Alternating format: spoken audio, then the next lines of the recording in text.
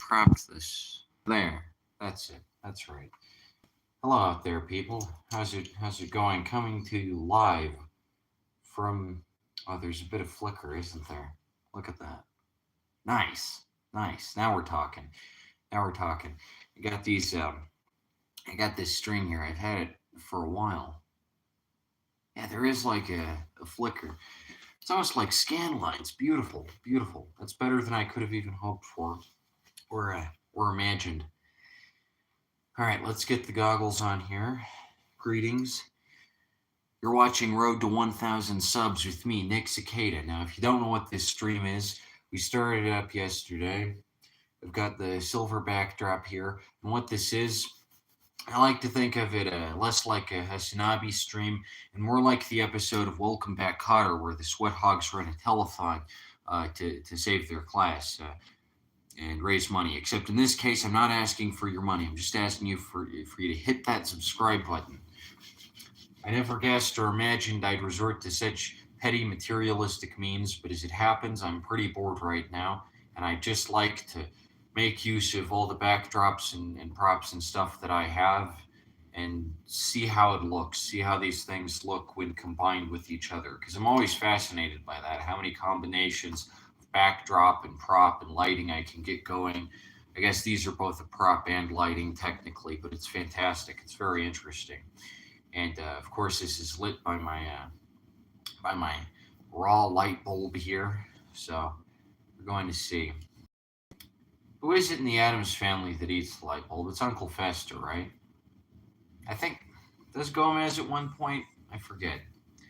Anyway, point being, it'd be easy to do that with this because it's not like plugged into a ceiling or anything.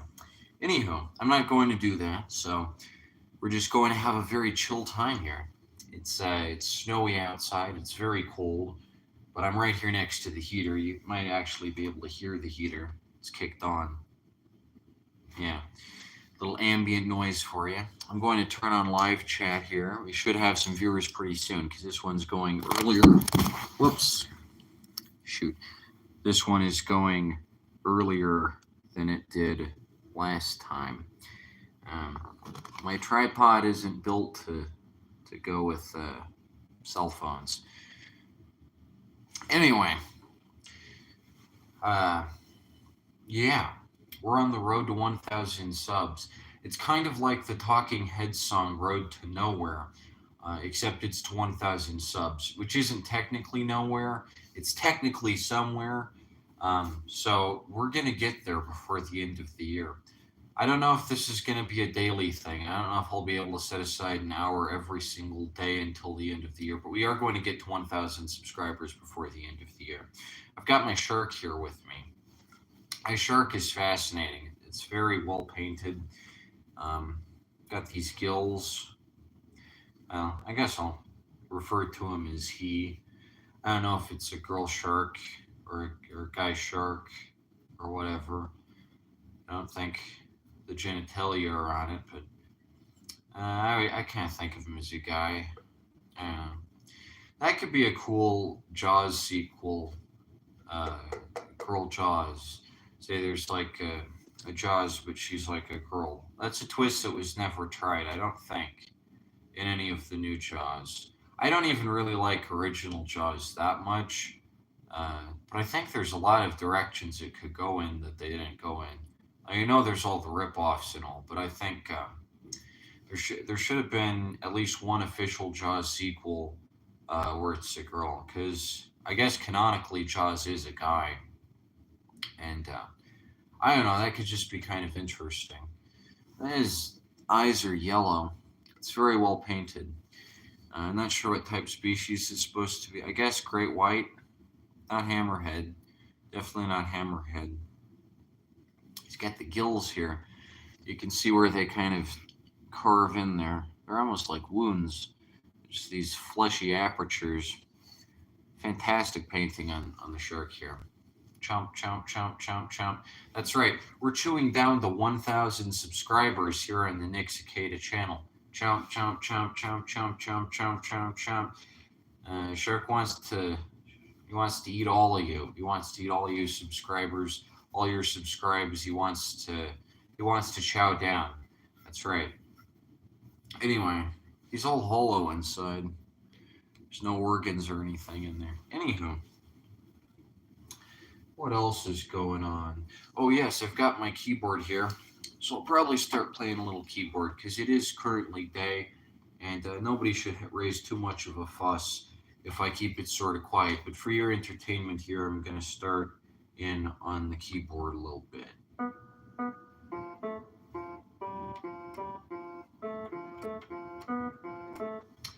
This is the Casio MT68. You know it. You love it. You know what it is. Don't pretend like you don't know what it is. I'm pretty sure in years, people look at this the same way they look towards whatever Van Halen's guitar model is, whatever Eddie Vedder's guitar model is. All these famous guitarists, they have their iconic guitars. So this is the iconic keyboard, Casio MT68. Keep that in mind. I work with it. I'm gonna do this one.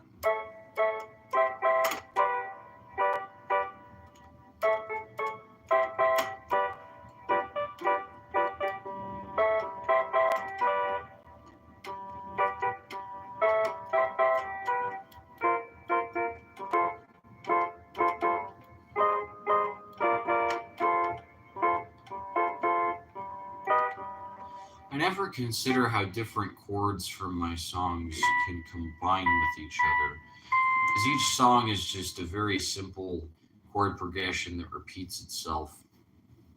I very rarely consider how to mix them, because they're not even all in the same key. I didn't even know what a key was until like 3 months ago. Uh,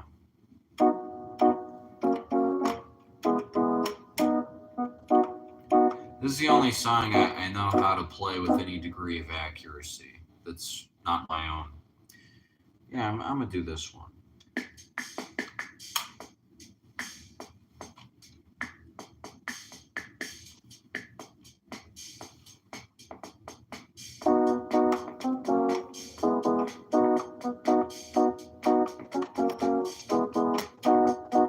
Come on, fam, come on, fam. Not see nothing but the money. Oh yeah, come on, fam. Oh, come on, fam. You'll not see nothing like the mighty Quinn. Everybody's building ships and boats. Some are building monuments, others are jotting down notes. Everybody's in despair, every girl and boy. When the Eskimo gets here, all the birds and chirps and triumphs and come on down. Oh, come on down. Not say nothing like the mighty Quinn. Oh, come on down. Oh, come on down. Not say nothing like the mighty Quinn. I always mix the second and third verses up. I like to go just like the rest. I like my sugar sweet. Jumping cues and making haste just ain't my cup of meat. Everyone's beneath the trees, feeding pigeons out on a limb. When the Eskimo gets here, all the pigeons gonna run to him. I'm saying, come on down. Oh, come on, fam. Well, not say nothing like the mighty Quinn. Come on down. Come on down. Not say nothing like the mighty Quinn. Let me do what I wanna do. Let me do what I wanna do. I can't decide alone. Just tell me where to go. I'll tell you who to go. Nobody can get no sleep. There's someone on everyone's toes. When the Eskimo gets here, everybody's gonna wanna do. Yeah. Come on, fam. Don't say nothing like the mighty Quinn. Come on, fam. Oh, come on, fam. Don't say nothing like the mighty Quinn. Come on. Fascinating. I like that song a lot. It's very simple. It's just three chords, like most of my songs, but they're the type of chords that I personally would never choose. I'm glad Bob Dylan songs are so easy compositionally, as I assumed they would be. I don't imagine that it'll be like Steely Dan or anything. I like that song a lot. I don't know what it is. I like that song. I like that I can play that song. This past week, I was out on Santa Fe for their first Friday event, and I was playing keyboard live the entire time. And it was fantastic. People love a good keyboard out on the street. I need to get to Pearl Street Mall in Boulder a little more. Although now it's so cold that it's probably all done. I feel very hot in this red row. I do, next to the heater, sitting next to this massive blast of heat from the house's furnaces. It's very interesting.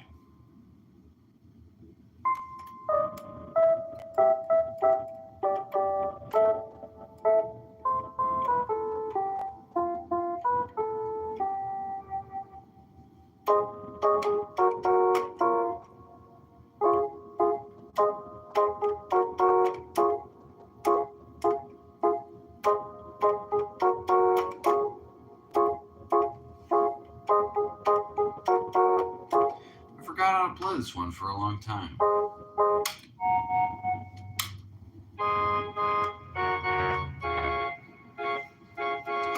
You have certain needs I can't fulfill them. Meeting paradoxically ruin us both. All exists outside of time in your mind, in the margins of a photograph. I'm okay. You go on with your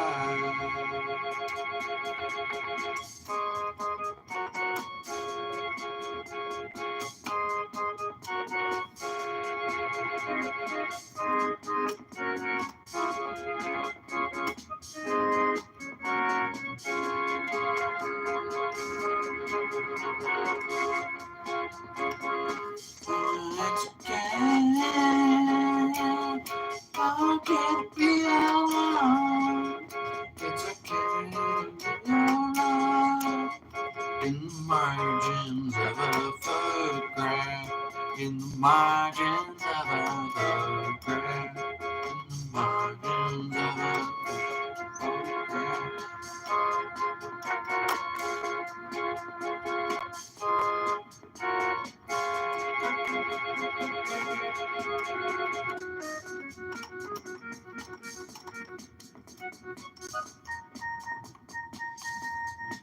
I feel like sort of like how I imagine Fatboy Slim felt when he released all those lockdown mixtapes. I forgot about those until about 2 months ago, and I re-listened to them, and they're still very, very good.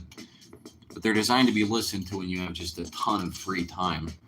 Everyone talks about the caretaker everywhere at the end of time and whatever. I don't actually like that album at all. I mean, I guess both he and Fatboy Slim were British. I just like how Fatboy Slim samples things more. I think the Lockdown mixtapes are a more interesting example of long form music. If you actually take the time to listen to at least one of them, they're really interesting. More interesting than the Disintegration loops or whatever. I think of it. I've never heard the Fatboy Slim Lockdown mixtape mentioned in a video like I hear the Disintegration loops mentioned, or I hear what's it called, Everywhere at the End of Time mentioned. And I think that's a shame because they're very good. And even though they're not as necessarily creative as as Fatboy Slim's earlier work, they are very very well mixed, and they do have a lot of good production value behind them. And they're just fun to sit down and listen to. I know they're supposed to be listened to on acid. That's the general idea because Fatboy Slim is a UK raver, and over there that's the big thing is everyone's on acid. Um, in the Manchester scene and like the free party type circuit, like that Aphex Twin was a part of. Um, yeah, I imagine that was probably the drug of choice. But I will say this: you can listen to Fatboy Slim's Lockdown mixtape without acid and be pretty impressed by what goes into it. And you can just kind of imagine Fatboy Slim there all alone, and he's pouring all this craft into these hour long fucking mixtapes that, like, all things considered, aren't even going to be remembered by anyone. It's very interesting.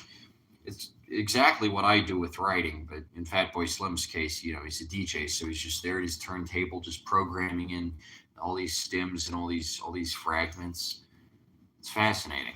Those of you who haven't heard Fatboy Slim Lockdown mixtapes, they're really good. They're an interesting artifact of the COVID era. And we're on the precipice of a new age now. That's right, I'm talking about the road to 1,000 subs. You will soon be living in a world where the Nicholas Video Network has more than 1,000 subscribers to its name. That's right. And once that happens, it's going to be the glory days. And I'm going to lead a majestic army of 1,000 sentient eggplants into combat. And here's my lieutenant general here. It's going to be a fascinating epoch, and we're going to have some great times. So if you want to see it, hit that subscribe button down below. We're going to get a little wacky, and we're going to get a little funny, and we're going to get a little screwy, and just a bit choppy. And you're going to be amazed, wowed, surprised, all that jazz. Maybe I can adjust the tripod so that I can see the amount of people watching without it falling off. We have someone in the live chat. Hello there. Welcome to Road to 1,000 Subs. Do you have any questions, any comments, any thoughts, any statements on the current condition of the world? They left. Beautiful, beautiful. I love to see that. I'm probably getting recommended in people's algorithms even now. Probably getting into your feed. I'm probably gnawing on your brain like some kind of deranged carcass. I don't know what that means. Don't ask me. It sounds Cronenberg-esque. I'll say that much. Anyway, these live streams are a great spot to exposit general thoughts and feelings. So I'd like to exposit a somewhat controversial opinion that is probably wouldn't make for a full video, but I'm going to exposit it anyway because I think it's worth mentioning. I made a video a while back, and I think this is worth going into. Is the Wendigoon versus In Praise of Shadows battle. That's the current issue, at least in my corner, because Wendigoon covered Hypnagogic Archive. And I'd like to say, I think it's extremely stupid drama, because In Praise of Shadows does make better videos. That's just the case, right? If we're going, let's get a little drama breakdown going here, right? The case is, In Praise of Shadows makes much better content, like no contest. And I think Wendigoon, he's a populist, very much so. I'm not going to accuse him of being like Trump or anything, but that's the technique he uses, populism. And In Praise of Shadows videos are just better, and I'm kind of done pretending like they're not. They are better videos, and I watched the apology In Praise of Shadows gave, and it's so measured and reasonable. And as I would expect, the comment section of it is full of Wendigoon sycophants going, oh, disgusting apology. This is such a disgusting apology. This is fascinating because this is one of those cases where I really feel that, there's nothing wrong with the In Praise of Shadows video shitting on Wendigoon. I think Wendigoon's content is kind of subpar, and there's better content online. Not even In Praise of Shadows content, but there's plenty of videos that do a much better breakdown of stuff and are much more analytical and in depth than Wendigoon's. So I'll say that. Probably the worst part about In Praise of Shadows apology video. I know some people want to hear my take on this. Probably the worst part of In Praise of Shadows apology video is him admitting that he's a Christian and a Southerner, because it just comes off like a massive hypocrisy. As an elitist liberal atheist like myself, from a big honking city, I think I do have I'm somewhat more qualified to dunk on someone like Wendigoon for his Cracker Barrel type rhetoric and approach to the whole thing. But yeah, I think In Praise of Shadows videos are much better, content-wise, quality-wise, production-wise, whole 9 yards. Wendigoon can't really even hold a candle to it. And yes, I just like to make it clear I absolutely side with In Praise of Shadows. I think the apology video is fine. Not that I know about how to make such a thing, but I'd like to clarify that. I think Wendigoon's actually kind of in the wrong because it makes pretty lousy content, all things considered. I never made a third Hypnagogic archive video, and that's kind of an unforgivable sin. Not that I believe in such a thing as sin, of course. I'm an atheist. I don't go to church. I go to the Church of Comics, baby. I go to the Church of Mail Order Print Media. That's right. Time for frickin' Sunday service up in here, yo. Here's the guiding light. Subscribe to Nicholas Cicada here on YouTube.com right now. Subscribe to me, and I already mentioned this in the last stream, but I guess I'll have to mention this in every stream. I'm going to be sending at least 10 comics to my 1,000th subscriber. Now, I can't guarantee it'll be only 10. It might be 11. It might be 12. But I'm going to send at least 10 comics to my 1,000th subscriber. If you can prove that you are my 1,000th subscriber, and if you send me your address via email, I will send you at least 10 comics entirely for free. All you got to do is click that subscribe button. When you see it say 999, and you're in. And I'll send you some free flipping comics. How's that sound, huh?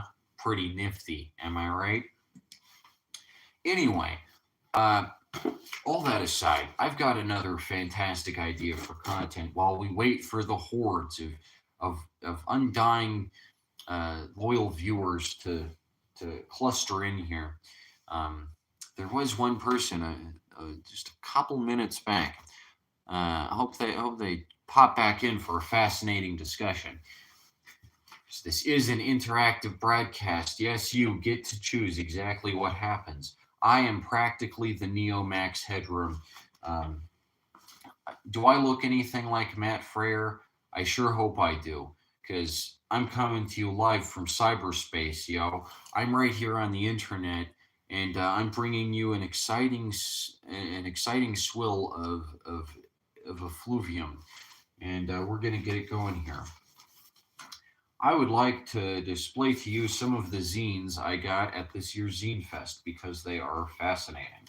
I think a couple of these I've gotten since Zine Fest, but they've been lying around quite a bit, and so I'm going to show them off here. This one here is printed by Little Red Books. I don't know too much about Little Red Books. I do see their signs all over. So their website is littleredbooks.org.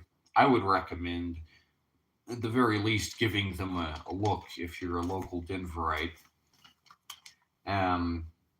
Because as far as I know, they publish sort of Marxist pamphlets or try and draw attention to such things, or maybe just subversive literature more generally. And I'm all for, alternative media, different thoughts and ideas and modes of expression, especially through print. I don't actually know why I haven't at least tried to get in touch with these people. But they do an interesting job, and this is called Israel is an Investment. I suppose it's about Israel. And it just kind of goes in. It's only 6 pages. I think I found this one on the ground or something, actually, because it's got some water damage. Maybe it was stapled to a bulletin board or something. But I got this. Now this one. What's this one? Colonialism in the Philippines, History and Parallels with Palestine. I have a lot of ones about Palestine for whatever reason. My take personally is the theocracies in general are bad, whether they're Judaist or Muslim. I think theocracies are a pretty bad way to run a country, all things considered. But it never hurts to educate yourself about specifics. What's up next? We got Missed Connections from Craigslist, collected October 2022. I traded for most of these. This is printed on fancy type paper. It's very soft. It's very, I guess it's wrapping paper technically. And then there's just some clipped up Safeway some Safeway newspaper inside. Um, it's very creative. I have to say that. It's a very interesting format. I hope a ghost is coming around.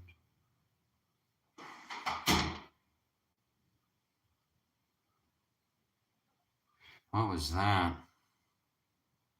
There are all kinds of ghosts here. Pay them no mind. They don't bother me unless, yeah, I bother them first. But there are all sorts of haunted specters that you'll see throughout these live streams. I guarantee that. It's fascinating. Uh, Nash's Comic 4 is printed on pink construction paper. I forget where. I forget who this was from. Like I said, I traded most of these. Yes, we got. What's this one? Hi-Fi Anxiety. I've heard of Hi-Fi Anxiety. I can't say I've. I've ever really gotten in touch with Hi-Fi Anxiety, but I've seen it out and about. Here on the back, we have a fantastic little feature, Magic 8 Ball type thing. And this goes around. It reminds me of the cover of Led Zeppelin 3, if you've ever seen that. But it's a Magic 8 Ball. And I guess the idea is you can spin the Magic 8 Ball to see what the answer is, although, I mean, it'd have to be randomized, just like a real Magic 8 Ball. But it's very interesting nonetheless, very mystical. I feel like this is a good little feature here. It's very fun and interactive. Just like this live stream, if you have any comments, thoughts, questions, concerns, please leave them in the live chat. I am watching. Anyway, I guess it's about records. Ask the Magic 8 Ball. We have some song recommendations here, I suppose. It's written on, looks to be a scanned tape list. We got 8 Ball by The Impossibles, Bad Walk by Social D, Neat Regulation by Downfall, Magic 8 Ball by Cub, No Min by Cheap Perfume, 80% is Good Enough by Spells, another song called Magic 8 Ball by the Groovy Ghoulies, and Ask the Magic 8 Ball by Less Than Jake. That doesn't particularly sound like music I would be into, but I don't know if it does. Give that a try. This one is called Jackrabbit Cherry Bomb Super Pressure. This is a comic. And I guess it's supposed to be set in the 70s. I read a little bit of it, but it looks pretty interesting. It was printed this year, April 26, 2024, 6 days after my birthday.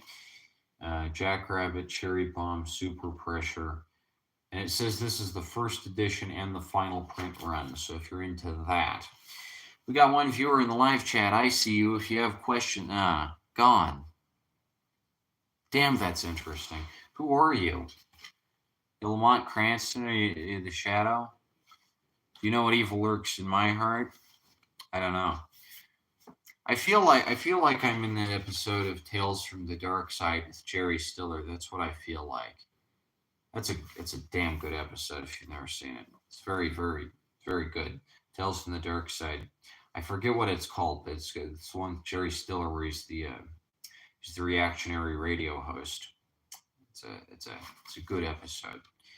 Anyway, yeah, Jackrabbit Cherry Bomb Super Pressure. Cover's pretty thick, and then inside the pages aren't as thick, but the cover is all yellow. It's got a nice tint to it. I like that quality printing. Here, oh yes, I got this from Slutardy, who I guess are the local. I guess it's the local slut coalition. I guess it's an organization of sluts. And I wanted a different one, but this is the only one that she was willing to trade, which is fine. I mean, this one also, it's about the same length.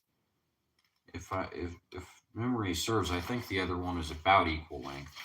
But this is one of the only actually full page zines I got. I think that's not too common to see a zine that's like standard copy paper size. This is called By Any Means Necessary, a pro-choice zine by Slutwalk Denver. I'm not sure if Slutwalk and Solidarity are technically two separate entities or if they're just names for the same thing. What's this one? Oh yes, this is the collaborative zine I did that I was in. And then what else there? What else? Oh yes, these. We got The World Through Our Eyes, issue number 2. I really like eyes in art. I'm not sure what it is, but I have always liked eyes in art a lot. You should listen to the Honeycomb song Eyes. It's good stuff and it has a lot of eyes in it. And I really like the font here. I like the lettering. I like the calligraphy. I like how curvy it is. I like how O is beneath R here, if you can see that. I'm not sure if everything is flipped for playback. I actually haven't checked that yet, watching these back. But if you can see that there, it's backwards for me, but you can see that the R is on top of the O. It's a very eclectic type font here, and I don't know what this one's about. I guess it's poems. Eh, might be good. I just like the eye motif. I like the idea of eyes. I like eyes as an organ. They have a lot of symbolic meaning. Now this here, this is the real find of Zine Fest. This is Crixley, and this comic's fucking hilarious. Those of you who haven't read Crixley, it is very good, and it is very funny. It is extremely funny. Grixley wasn't at Zine Fest last year, but I'm so glad I found out about Grixley. I can't get enough of it. It is very funny. It really like I thought I actually thought that there weren't comics at this scale being made anymore. Certainly not just like independently, but it is a fantastic little graphic piece by Nate McDonough, and give credit where credit's due. It's got this very, I don't know, it's a very unique style that I like a great deal. I like this a lot. It kind of looks like what's it look? It looks like one of those Mad Magazine types, not Peter Cooper. I forget who exactly, but it's a very distinct style, and I like this type of look. Not really Mike Judge either. I like this style a lot. It's very expressive, and this is number 66. Blotto isn't quite up there yet in numbers. I'm still working on issue 9. But then again, each issue of Crixley is a little bit shorter, and I imagine takes a little less than each issue of Blotto, because Blotto I got a collage and all, and this is all just drawings. But it's very interesting. I can't recommend Crixley enough. It's very funny stuff. So those are, I think, all the zines I picked up at Zine Fest this year. Oh yes, I forgot. I almost forgot this one. Wait, this one too. This one's called "Let Me a Neurodivergent Redesign Grocery Stores" by Gabriel Howard. I forget exactly where in the layout this table was, but this looks fascinating. I have sort of mixed feelings about the term neurodivergent because it seems a little too generalized, and I think people who have ADHD and people who have autism separately probably have different experiences, like very different experiences, I'd imagine. Um, and of course, neurodivergent can also refer to a lot of other things. I prefer referring to myself purely as autistic, but hey, I guess whatever. If I'm divergent, I just don't like the movie Divergent, so that's probably it. Then the other one I got is Two Fisted Librarians. And I don't know if this will be as good as the cover leads me to believe, but it has the EC look, and I noticed that right away. I mean, it's iconic. Even people who don't know what EC Comics is know when something is designed to look like an EC comic. And yeah, there's Two Fisted Librarians. And it says jolting tales of tension in the EC tradition with the EC logo. So I'm not sure exactly what the idea is here. Yeah, the inside isn't like a well illustrated comic with an exciting plot. It's just kind of text. So, I mean, the cover's fun anyway. And if a cover's good, I don't necessarily fault the interior. But I don't know much about the librarian game. But I guess it's just four stories, not comics, not illustrated comic stories, but just text stories about librarians, I guess. So at least that's some original content. Um, I'm kind of looking forward to this. Although I do prefer comics. Like if someone has drawn a comic like fucking Berksley, that takes a bit of cohesion between the writing and the art. So that's a little more effort, I feel like. Anyway, let me a neurodivergent redesign grocery stores. I'm going to read a little bit of this on stream. Yeah, just because I find it interesting. And there's still nobody in live chat. There was like 4 minutes ago. Where do you go at night? Where do you go during the day? Who are you? Like Kazoo Kid says, who are you? I'm irony poisoned, excuse me. Okay, here we go. Grocery stores are organized the wrong way, and I should be in charge of them. Um, and this is photocopied, and it's got, I guess it's from notebook paper. All right, so this is interesting. Here's how I think grocery stores should be organized. In an ideal world, I understand some of my suggestions wouldn't be possible due to reasons such as most stores don't have many vegan or gluten free options. Many stores struggle with adequate staffing. We should also pay grocery store employees more, but that's a whole other scene. I agree. During COVID, when the grocery store workers went on strike because they weren't getting paid enough, I worried a lot about food supply chains and all that. It was very hectic. So you absolutely should pay the people who run your fucking grocery stores. That's very, very crucial.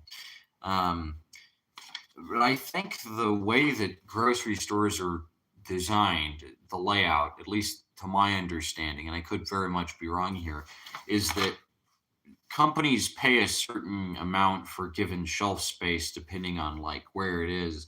That's why candy and soda is up near the front because the candy and soda cartel is able to rent that space out, and that's like the most convenient, eye-catching place. And then produce is way in the back, bakery is way in the back, or bakery might be near the front. Again, you want to prioritize monetarily the foods with the most sugar and calories and kind of hide the more healthy options. I'm pretty sure that's it, and I'm pretty sure most grocery stores also have models that they share with their clientele who provide the product of like which spaces are psychologically the most effective. What shelves are at eye level, what shelves are closer to ground level. It's all fascinating psychology. But here we've got a proposal for grocery stores, which, heck, who knows? It could be better than the actual plan. So um, let's see what the plan is. I haven't read this before. The store should be organized from least to most temperature regulated, with room temp starting to the left and the frozen section to the right. Non-food items should be all the way to the left. Non-consumables first, cleaning, home, baby stuff, cosmetics, floral, then pet food. I think that's I think that's how at least one store I've been to is, except I guess walking in, like from the front of the store, non the the non-food is all the way to the right, and then it's frozen, and then the rest of the food. But most of the food in a grocery store isn't temperature regulated. Like most of it is meant to be kept at room temperature if we're talking about stuff like ramen, bread, cookies, chips, soda, juice, um, yeah, even like ketchup, mustard. So I'm not sure exactly how you go about organizing all the food specifically so that it's like in a progression. Because aside from the two frozen aisles with like ice cream in one and other stuff in the other one, I doubt there's too much need for that. I mean, the rest of the food can just be at room temperature. We have one person in live chat right now. I see you. Gone. Weird. I think someone is messing with me. Someone's fucking with my head, like Beck used to say. Anyway, we've got this plan here. Non food items should be all the way to the left. Checkout is still in the front of the store with four checkout options. One, self checkout, 20 items or less. Self checkout, 21 plus items. Three, checkout with a cashier but with minimal conversation. Four, checkout with a cashier and plenty of conversation. Huh. Yeah, I can tell this is from a so called neurodivergent. I've never been at the store and necessarily wanted it so that I have the option between like self checkout, which is faster and more convenient, but which technically destroys an entire job market. Like, I guess it's the conscientious thing to do to go through the aisle with the person because they have a job and it's nice to make them feel needed, and the more people they bring up, probably the better they get paid, the more they're in demand. I do feel kind of shit whenever I use self checkout if I just have like one bag of chips or something. Um, but I can't say I've ever felt the need to have both the option of self checkout and a cashier that doesn't talk to you and a cashier that does talk to you. And I'm not sure how they'd screen for that either between the cashiers that are extremely talkative and the cashiers that aren't talkative at all. Um, I guess whoever wrote this plan up probably just had a terrible experience with a pretty talkative cashier. In which case, if you're autistic or something, just go through self checkout. That's kind of one of the benefits of it. If you're gonna go through checkout with a person, there's always the risk they might ask you how your day is or whatever. If you want/need help bagging, you press a button on your cart and the end of it lights up blue and signals an employee to come help when you get to the front of the line, only with options 3 or 4. So only with the options with the physical cashier. Why not just always have them bag stuff for you? I know that now when I go to King Supers, you have to bag it yourself, and that's very inconvenient. Because I actually remember back when they used to just bag all of it for you. They just used to plop that shit right into the bags at the end, and it was really cool. And they don't do that anymore. I guess they're just not trained to. So you have to end up bagging it all yourself, like you would with self checkout, which kind of defeats the purpose. But I'm not sure why people would have a button where the option specifically is like if you don't press this button, people just aren't going to help you. Because I think it's convenient to have people bag some shit for you, and you can bag like half of it, but they can bag half of it too. I think that's not only more convenient for you, but it makes it faster too if you're both cooperating, kind of. Um, and the other thing I would say is it's always a serious hassle. Speaking from an autistic perspective here for a moment, it's always a serious hassle when I'm at self checkout and I just want to be able to check the shit out without anyone talking to me and without anyone, bothering me or whatever. And then like some coupon goes wrong or something. I try and apply a coupon, or it's like, oh, this isn't weighed right. Oh, remove this from the bagging area, and then I have to press the employee button. That's always annoying, and I'm not so big into that. And I feel like if anything, the self checkout machines should have a more efficient mechanism on them that like works better and has better scales. Because there's always seems to be something where I have to click the little button like, oh, can I take this off? Oh, yeah, yeah, employees on the way. You should just be able to like delete things from your tab yourself instead of someone having to come and help you out with that. That's always really annoying. Even if they don't talk to me, it just seems like a massive waste of time. It's like the system's supposed to work on its own. The pharmacy would still be at the back of the store. Non prescription medicine and vitamins also go here. Menstrual products, sexual wellness, first aid supplies, and braces, and at home tests. I'm pretty sure that's exactly how it is. I guess I guess they're not proposing any drastic changes to the pharmacy. I can't say I've ever seen a grocery store pharmacy with braces available, like a full on orthodontist service. I don't think I've seen one with eye care, but I've never seen one with braces. I think typically you have to go to a special dentist orthodontist for that. But there's definitely menstrual products and at home tests and all that type stuff at the pharmacy.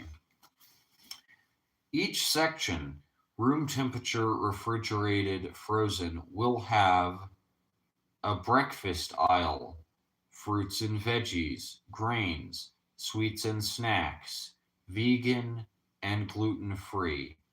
If something is both gluten free and vegan, it goes on an end cap between the gluten free and vegan aisles. Yeah, what is that? That's like six times. That's 18 aisles. I'm pretty sure most grocery stores only have like 12. And again, it's not organized according to room temperature, refrigerated and frozen. I think it's arranged according to what the food is. There's a chips aisle, there's condiments aisle. That's always been really convenient to me. I don't know. I think it would be much more confusing if different types of food were all in different aisles just based on whether they were room temperature, refrigerated, or frozen. Also, what would a frozen grain even be? Like a bag of frozen rice? I'm pretty sure all grains are room temperature, at least at the stores I go to. Sweets and snack, like I guess that's ice cream. What's what's? I mean, there's barely even any refrigerated food at the grocery store. I guess there's like cakes. There's like deli stuff, but that's specifically in the deli and bakery section because it kind of has to be monitored by the baker and butcher and all that. So yeah, this sounds a lot more complex. I can tell this was arranged by a neurodivergent person here. It's maybe it's OCD that this particular person has, because it seems sort of obsessively compiled. Uh, Kosher and halal. Now, this is where I disagree. I'm not big into arranging food according to the mandates of some non existent deity. I think that's pretty stupid. I've only been to one King Supers where they had a dedicated kosher aisle, and it was like the kosher experience. Here's this whole aisle of kosher food. Here's the whole kosher aisle, and I was just so confused. I'd never seen that in any other King Supers. I think it's the one on Leedsdale. I'm not sure what's it's probably not even still there anymore. But it was just this one display, and it wasn't even near Passover or Hanukkah or any prominent holiday. It was just there. And I don't even think it's there anymore. But that was like 5 years ago. Just like a dedicated, full-on kosher aisle, and I think I mean, I see like matzo ball meal, and there's like gefilte fish in one of the aisles. I forget which one, but usually it's all together. But I don't think that I don't think we should be arranging food according to fiction here. If it qualifies as both, this pamphlet says, it's closer to the front of the aisle, with kosher only to the back. And then I guess halal would be in the middle, with the division clearly labeled. Um, I don't even think current grocery stores do have a halal section, which is cool because I don't care what Allah thinks I should and shouldn't be eating. I'll cram my body with Oreos until I'm dead.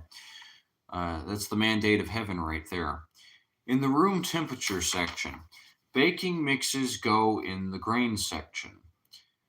The condiment aisle, baby food aisle.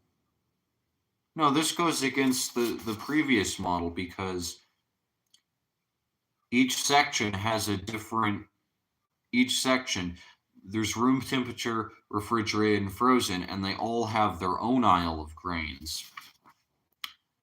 Um, but now it's saying there's like a whole ass baby food aisle. Usually the baby food is just in the same aisle as the diapers and the brooms and stuff, and that seems relatively efficient to me. Condiment aisle, baby food aisle, baked goods slash bakery goes near the grains aisle. Yeah, I guess. Refrigerated and frozen sections will have a meat aisle, a fish aisle, meals, dairy, non-dairy options. Now, again, this is kind of important here is that the reason there's the meat section in the back and it's not technically an aisle is because you got to have a qualified trained butcher to come out, inspect it, see if it's a little wonky. They have to be very like they have to really monitor this shit, and that's also why with like the seafood, it just didn't even mention seafood. But obviously, the reason there's a seafood cabinet and it's like locked and controlled is because if you're buying crab legs, you want to be sure those things are on ice and they've been like handled by professionals. I wouldn't want just an aisle full of crab legs. I want them from a case from like a like ice cream counter, but for meat. It makes sense to me anyway to have a dedicated meat and bakery section in the back because also the aisles are in the middle of the store for meat, for like turkey, ham, or whatever. You want that close to the storeroom so that they can bring it straight from the freezers straight out, um, straight from the back, the loading area that exists back there where the trucks pull in to the section in the back of the store. Yeah, I don't think whoever wrote this really understands how grocery stores work. I've never even worked at a grocery store, and I know how grocery stores work. Um, Beverages are between refrigerated and room temp.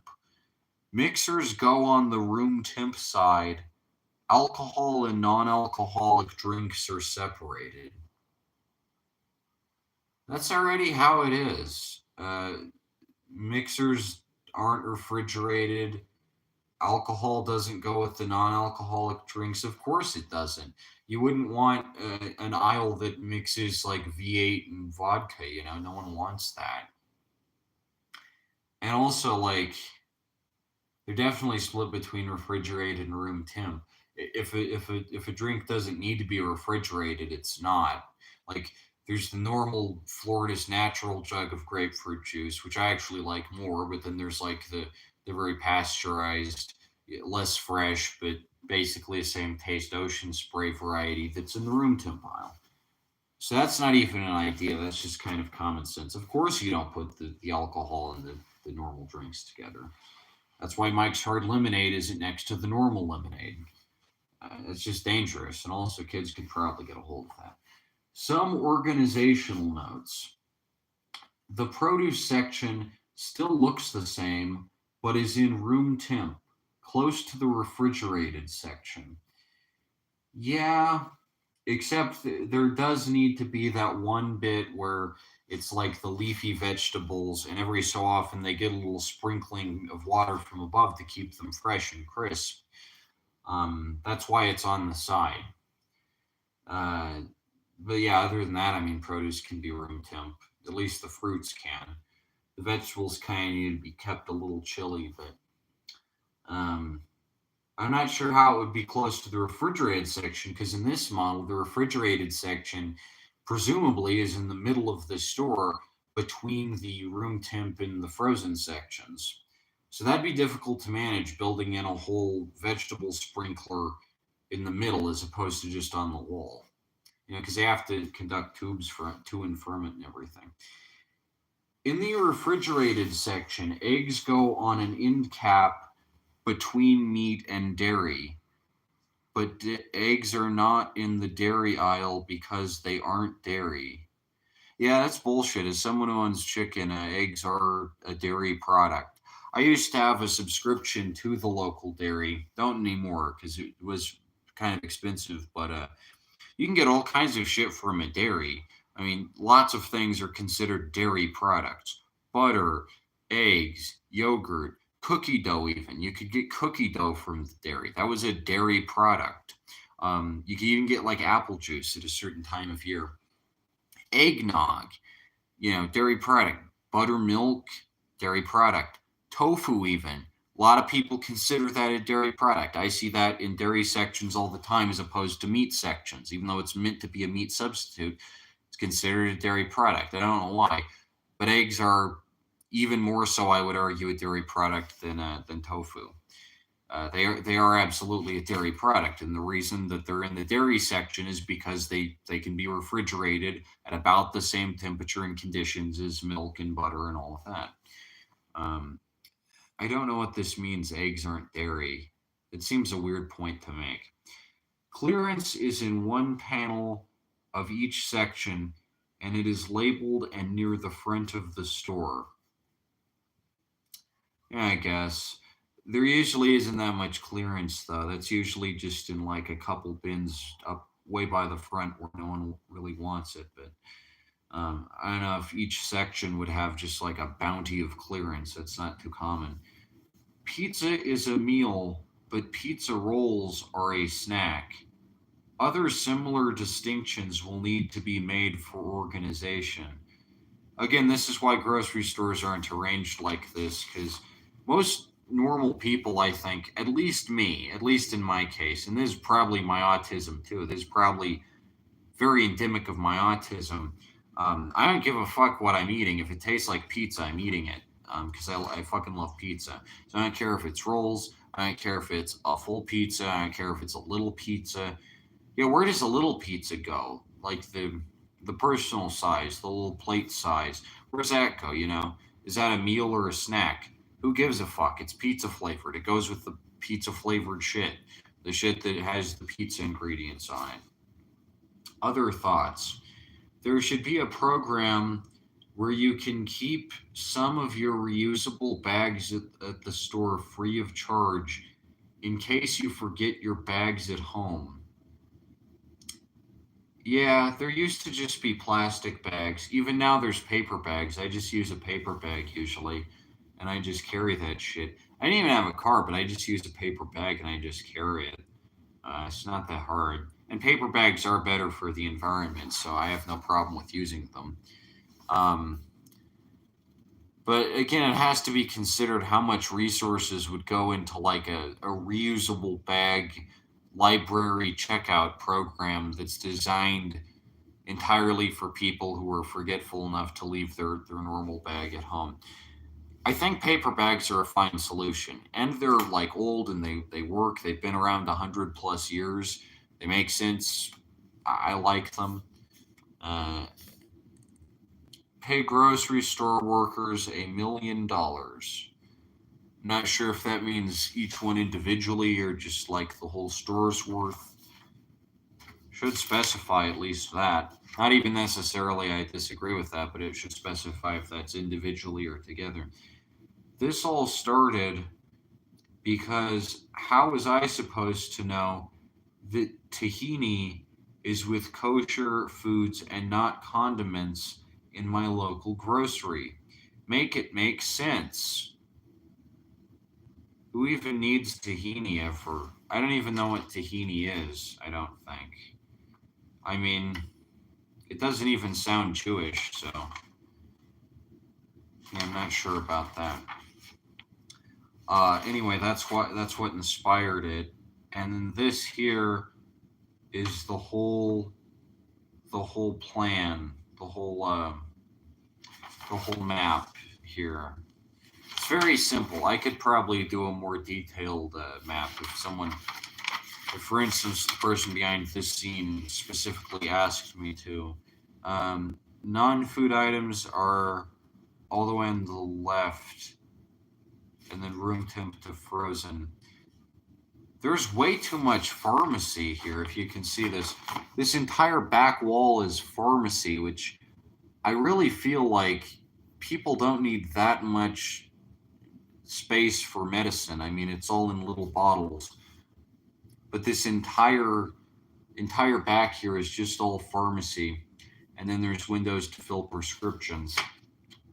I don't even use the grocery store for prescriptions. I use Walgreens for that. But I don't think any pharmacy needs to be this big, and you could have a nice meat and bakery section here. Yeah, it didn't even talk about a bakery. Like that's essential, you got to have birthday cakes, you got to have people who draw on the birthday cakes, write on the birthday cakes. You got to have bakers who can make a cake to specifications for a birthday.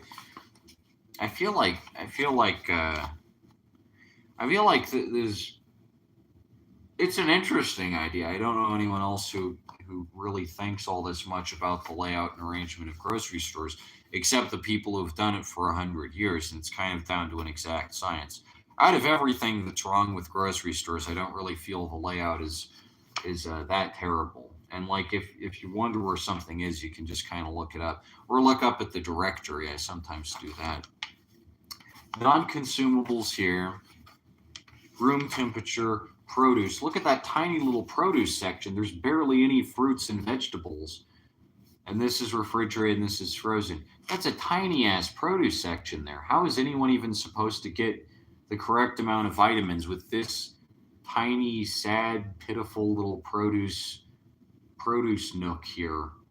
Like even in current stores where a lot of the space again is dedicated specifically towards is targeted towards like the high calorie foods, the produce section isn't this small.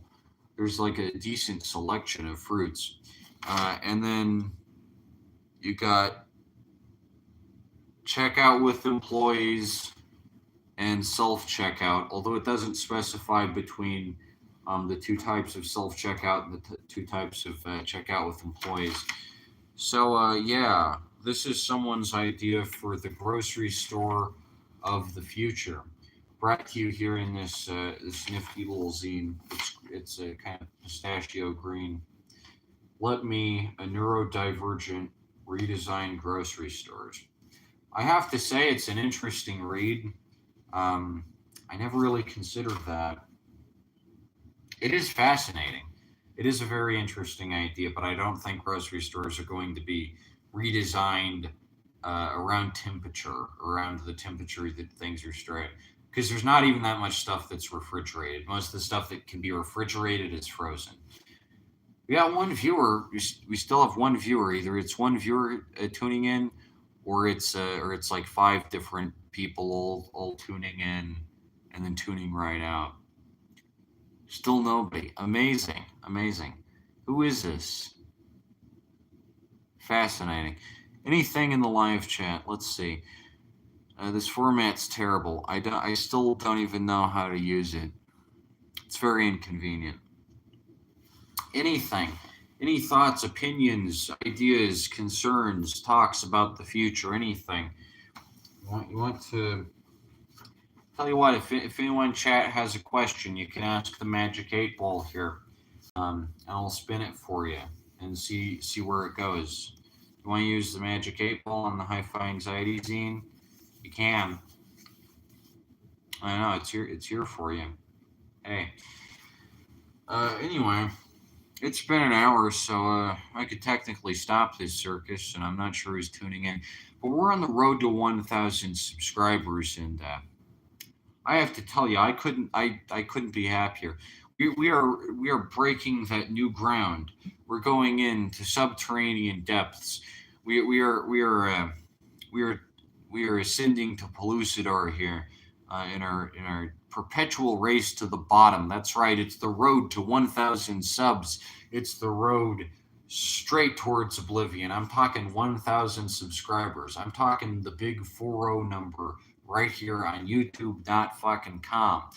And you're here to witness it. You're here to watch it with me. This is the campaign of a lifetime. This is the initiative that'll get you going. These are the ideas that are going to move mountains, change the world, get everything into a whole new spin, get everything dippy and tizzy and all those other fantastic adjectives. And we're gonna really break new ground here on the road to 1,000 subs, marathon spectacular. Call it whatever you want. I'm not sure exactly what it is. If it's a telethon, if it's a marathon, if it's an infomercial, whatever the heck it is. It's very interesting. And I'm glad to be here on the road to 1,000 subs. Just like the Tom Robbins book, another roadside attraction. You get all the attraction. You get to see the roadside. You get to cruise on down the road to 1,000 subs.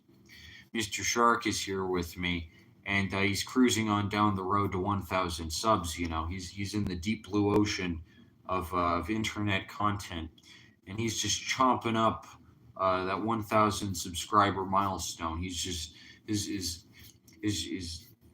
fiendish mouth is quavering in anticipation and delight at the thought of how delicious these 1,000 subs are going to be. So make Mr. Shark happy. I'm gonna get whacked by him here. Yeah, he's gonna whack me. See, gonna get impacted upside the head with this shark. You can never trust a shark exactly. Ouch. There's that spot right at the back of the head, right underneath the ear. I think that's a pivotal spot. If it's impacted too hard, I think it kind of destroys something vital. I forget exactly what. I think that's close to the mandible. Not quite though. Anyhow, we're right here on the road to 1,000 subs. I'm here. You're here. We're all here. So let's have a good freaking time.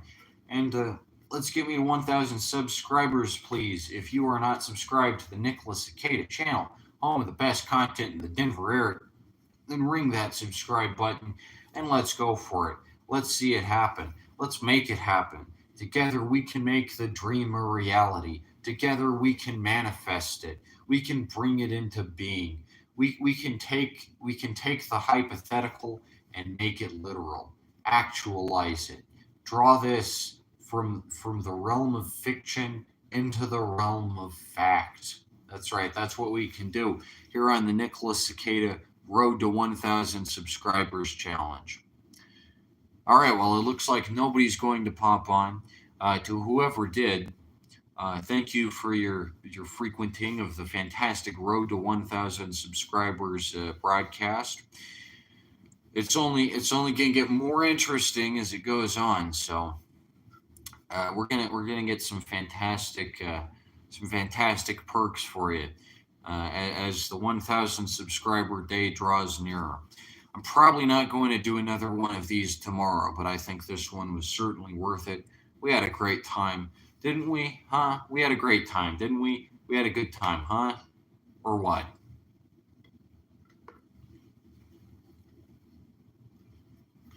That's right. We had a phenomenal, highly exemplary time. You never know when the road to 1,000 subs is gonna light up, and all of a sudden it's time. It's time to click that subscribe button. It's time to get on board, catch the wave, and taste the flavor, the exciting shark flavor here on the road to 1,000 subscribers. That's right, I'm almost there. I'm so close to world domination, and I'm going to... You have no idea what's going to happen on that day. It's going to be a dark and dismal event. It's going to be interesting. Okay, well, that's it for today's little excursion.